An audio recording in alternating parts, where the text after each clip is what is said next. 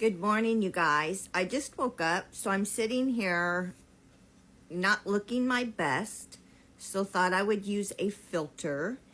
I'm drinking my coffee, and I've been seeing some posts on my Facebook from friends and family, and as you all know, I'm deconstructing from my 30-year charismatic Christian religion.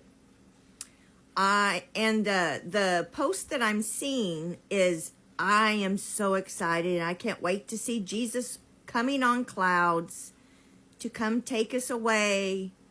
You guys, I believed all this stuff for 30 years too. When it says Jesus is going to come in the clouds, it is not saying what we've been taught it's saying all these years. Jesus is not literally going to be sitting on a cloud coming to take us, and we're going to meet him in the air. So I've been doing some research and some study for the past 3 years. You guys, every day I've been studying this stuff because I want truth. And I hope you want truth too. Riding on a cloud is a metaphor or an idiom that the ancient Israelites used when they were talking about their God coming in judgment. So if you do research and study in the Old Testament about coming on clouds, you will see that even Yahweh came on a cloud in the Old Testament. And we know that no one has ever seen God because it says in the Bible, you can't see God and live. So if he came on a cloud, then that means they saw him? No. It's an idiom or a metaphor that they would use about God bringing judgment upon people. That's what it means when it says coming on the clouds. So I just want to share scripture with you. It's in Isaiah 19 and 20. In Isaiah 19, it says, this is a prophecy against Egypt. See, the Lord rides on a swift cloud and is coming to Egypt. The idols of Egypt tremble before him, and the hearts of the Egyptians melt with fear. So we know in the Old Testament that God did not really come on a swift cloud, and all the Egyptians trembled when they saw him, because no man can see God. This is just an idiom or a metaphor where he came in judgment, where his anger is being brought upon these people. If you go down to verse 5, it says, the waters of the river will dry up, and the riverbed will be parched and dry. Does that sound familiar? The Euphrates River dries up, so the kings of the east can cross.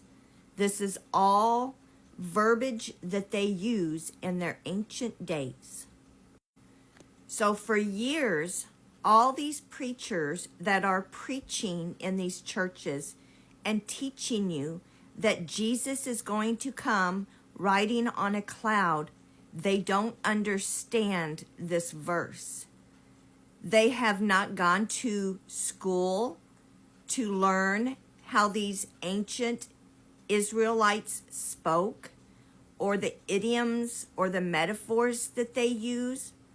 They just get saved, feel like they've been called by God to preach, open up a church, and start teaching people what this book means, and they don't understand it.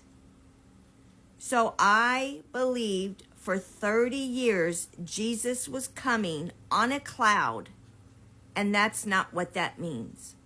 I beg you guys, study this, research this, so you know truth. Do you guys see the cloud behind these soldiers? That's the cloud that the Bible is talking about when it says God will come on a cloud.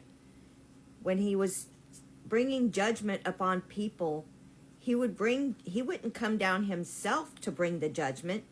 He would use a nation or a people to bring the judgment upon whoever he was bringing judgment to. And the clouds that you see in this picture are the clouds that would come with that judgment. Here's another picture of the clouds of dust. When the soldiers would be riding horses and chariots, there would be lots of dust because they lived over in Israel in a desert where there was clouds of dust when a large group of people would come. And so when that judgment would come, you would see these clouds. So I know a lot of you will not believe what I'm telling you, that this is made up. But I just want you to logically think about this. For almost 1,800 years, the churches, not scholars, but churches are teaching this.